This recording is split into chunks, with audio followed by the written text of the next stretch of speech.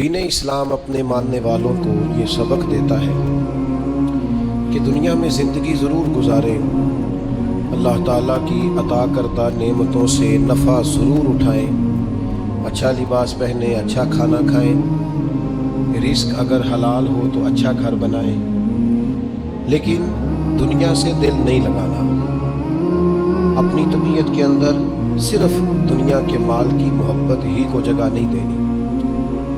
کمر سیدھی رکھنے کے لیے کھانا کھایا جاتا ہے اور ستر چھپانے کے لیے لباس پہنا جاتا ہے اور سر چھپانے کو چھت بنائی جاتی ہے۔ مقصد زندگی روٹی کھانا نہیں، مقصد حیات اعلیٰ لباس پہننا نہیں، اسی میں کھو جانا، اسی میں زندگی گزار دینا، اور ہر وقت مال کو کیسے بڑھانا ہے، شہرت کیسے حاصل کرنی ہے، دنیا میں نام کیسے کمانا ہے، اس میں پوری طرح اپنے آپ کو ملوث کر لینا، الجھ جانا، یہ انسان کو تاریک رستوں میں لے جاتا ہے۔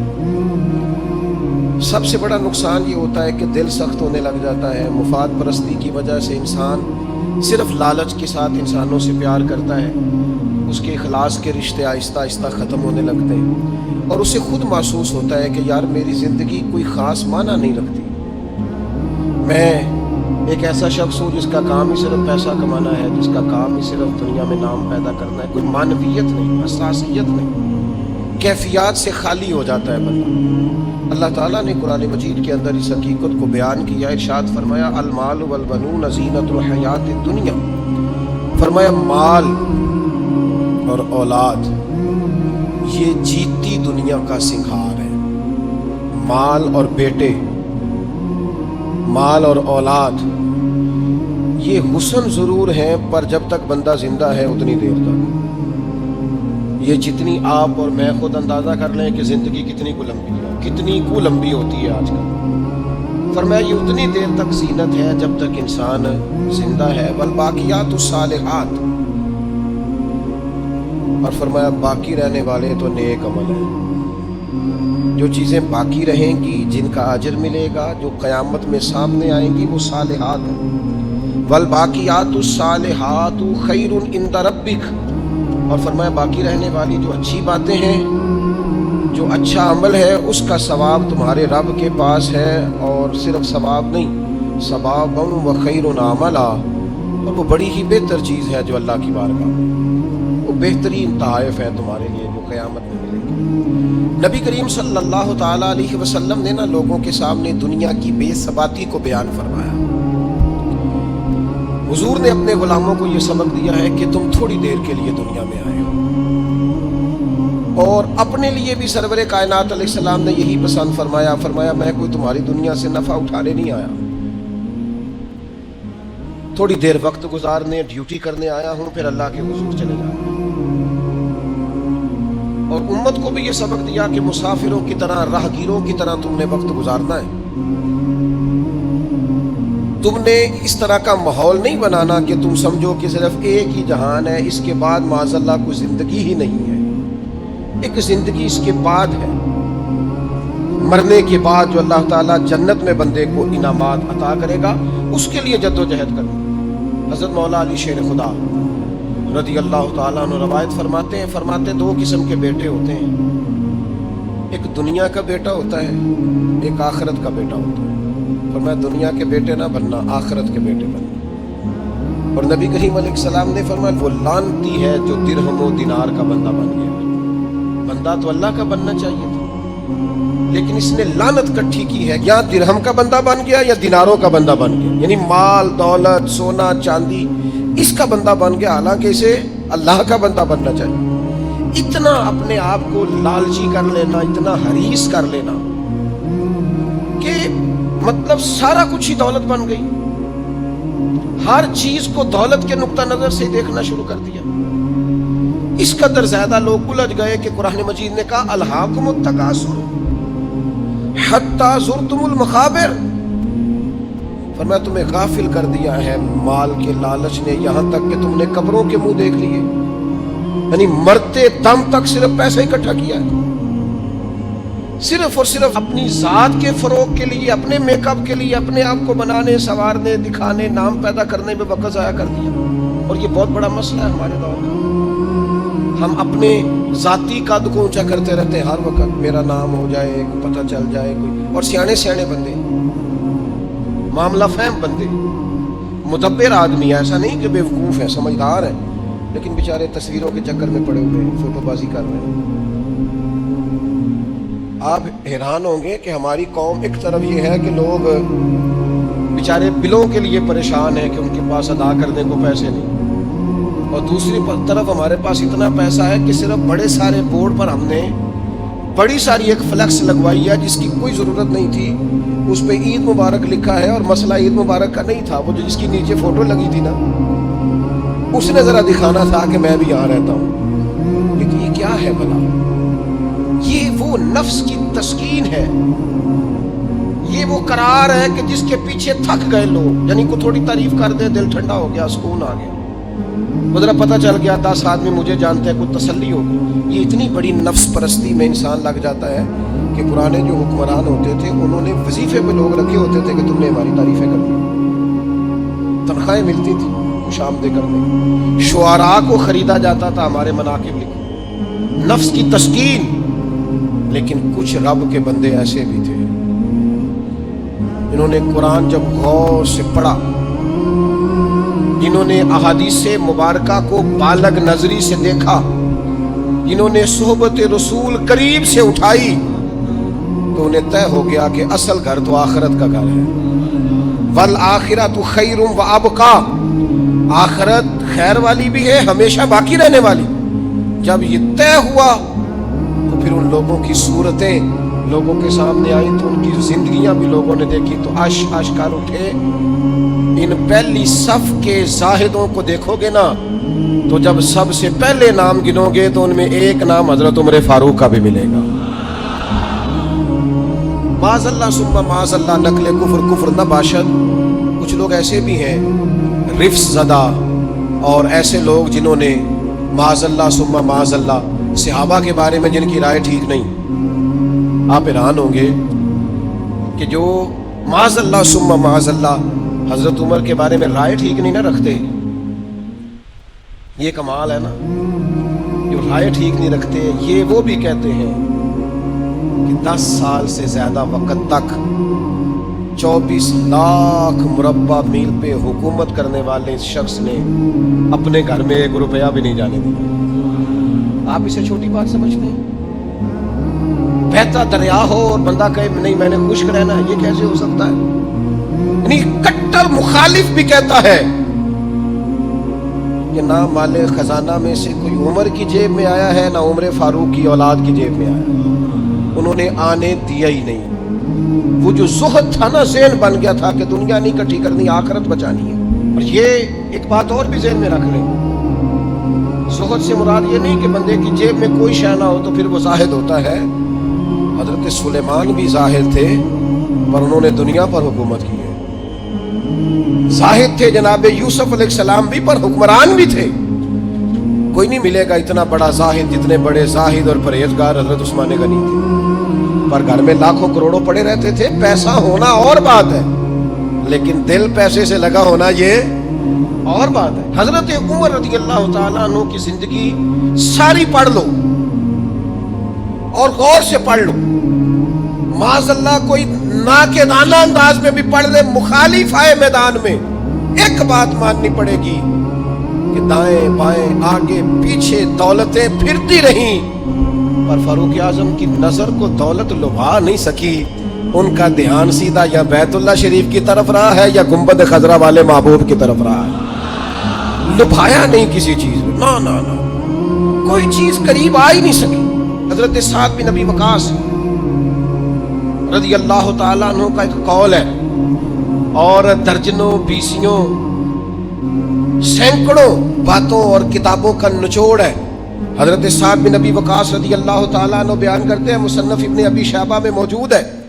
حضرت سعد بن ابی وقاص کہتے ہیں مجھے اللہ کی قسم عمر کوئی ہم سے مقدم آدمی نہیں تھے، لیکن درجہ بہت زیادہ لے گئے.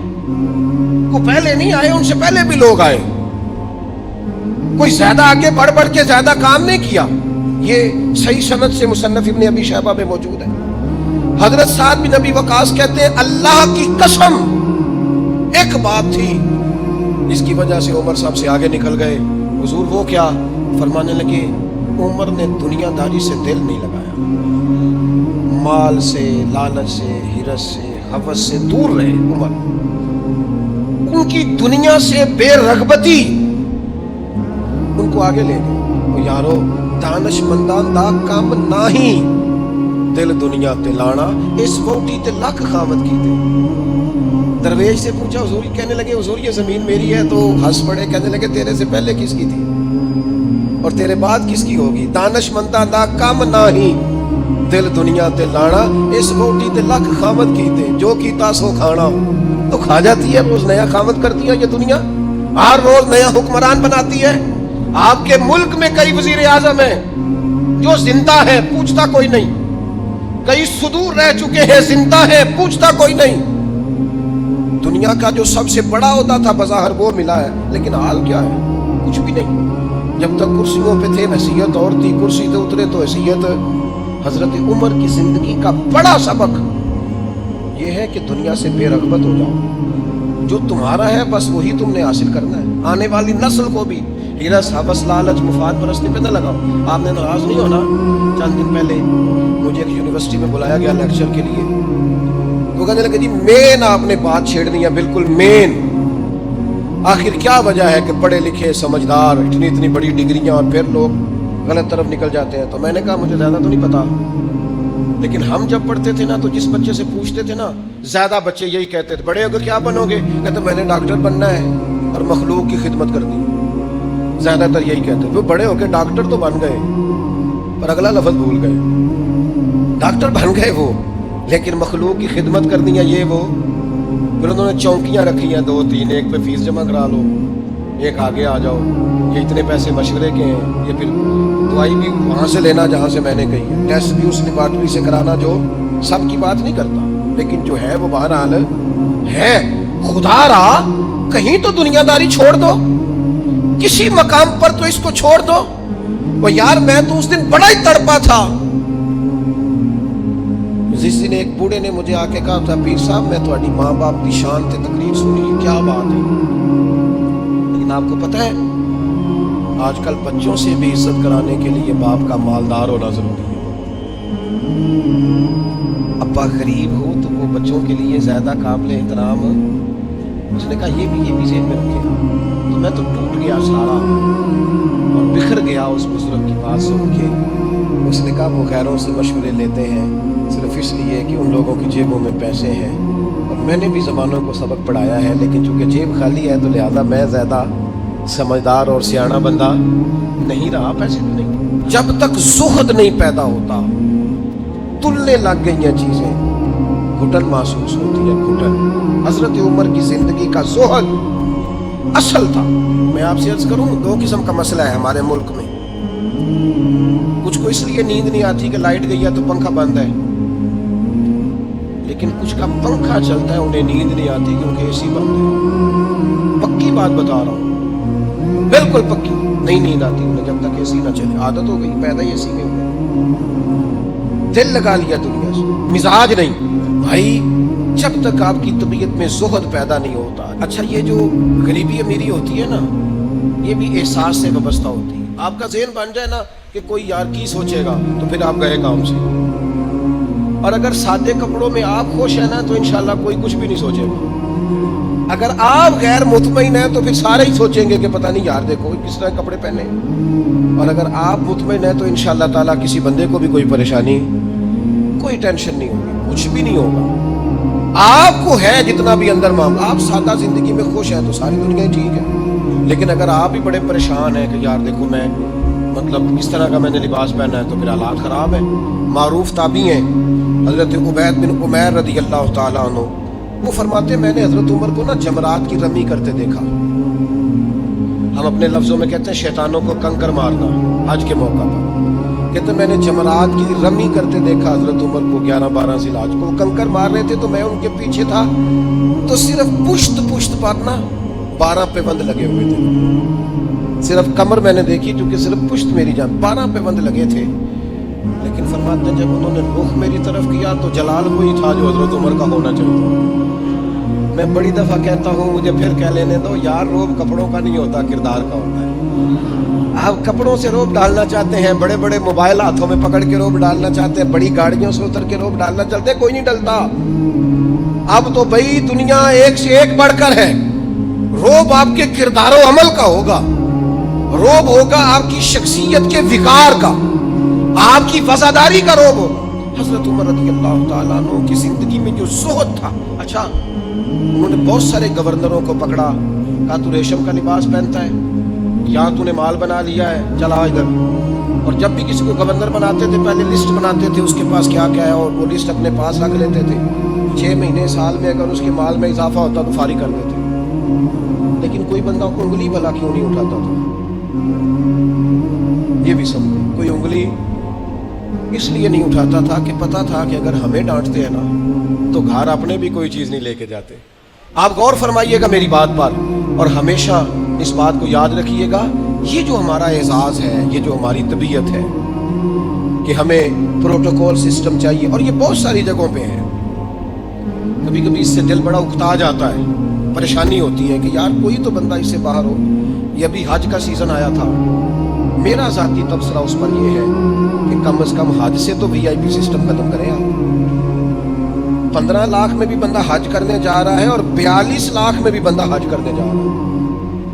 آپ کو یہ اوپن چیزیں مل جائیں گی کہ کچھ لوگوں کو مینا میں جگہ ملتی ہے قبر کے مطابق لیٹنے کی، اتنی سی جگہ۔ میں رات کو جب اٹھ کے سائڈ چینج کرتا تھا نا تو میں بیٹھتا پہلے اٹھ کے تو پھر میں سائڈ چینج کرتا تھا مینا، اور اسی مینا میں آپ نے لوگوں کو اے سی والے بڑے بڑے خیمے بھی دیے ہوئے اور بڑی بڑی کشادہ جگہ بھی دی۔ آپ وہاں سے وی آئی پی سسٹم مجھے ایک دفعہ ایک صاحب کہنے لگے، پیر صاحب میں نے 50 لاکھ کے قریب کا پیکج بنایا، ہر چیز زبردست۔ میں نے کہا خانہ کعبہ آ جائے گا کمرے کے اندر چل کے جو کمرے آپ دیں گے؟ کہنے لگا نہیں۔ تو میں نے کہا جب طواف کرتے وقت کوئی وی آئی پی نہیں، ایک ہی صف میں کھڑے ہو گئے محمود و ایاز، نہ کوئی بندہ رہا نہ کوئی بندہ نواز، بندہ ہو صاحب ہو محتاج و غنی ایک ہوئے، تیری سرکار میں پہنچے تو سبھی ایک کو۔ کم از کم کہیں تو اس کلچر سے باہر آ جاؤ۔